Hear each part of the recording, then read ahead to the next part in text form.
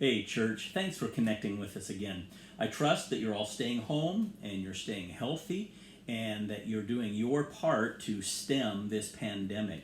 You know, as we launch into a new week, I want to bring you a challenge. But before that, a quick survey, show of hands. How many of you watched the church service in your pajamas yesterday? Raise your hand. Yeah, I thought so. Hey, church, here's the challenge. I'm asking you to join me, and really our church, join churches all over the city and all over the country, in making Wednesday a day of prayer and fasting.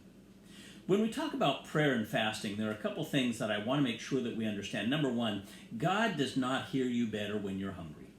And certainly fasting is not a manipulative tool that we put on to get God to do what we want him to do.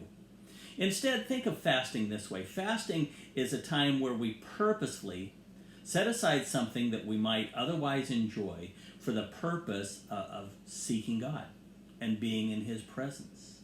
To be serious about prayer, to be serious about the word, and then to let him speak to us as we listen closely in our hearts.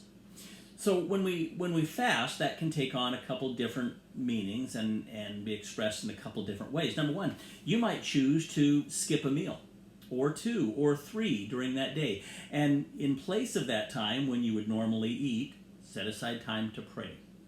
I'm also asking you to add this element to our day of prayer and fasting. Would you fast from the news? Fast from media, and certainly put those together. Don't get your news from Facebook. The idea behind that is that we don't want to be driven by fear and anxiety. We certainly don't want to be driven by the misinformation from men, but instead we want our lives to be saturated by the person and the presence and the power of God.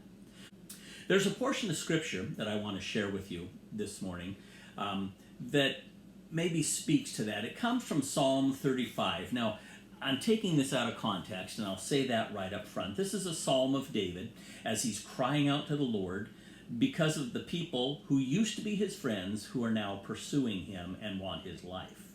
But here's the comment that David makes, and I think that we can grab a hold of this and make this our theme for the season. Psalm 35, verse 13, simply reads this way: "But as for me, when they were sick, my clothes were sackcloth.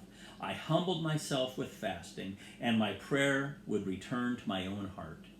In other words, when David's friends were sick and hurting, he spent time fasting and praying. We can do the same thing for our family, for our church, for our neighbors, for our country.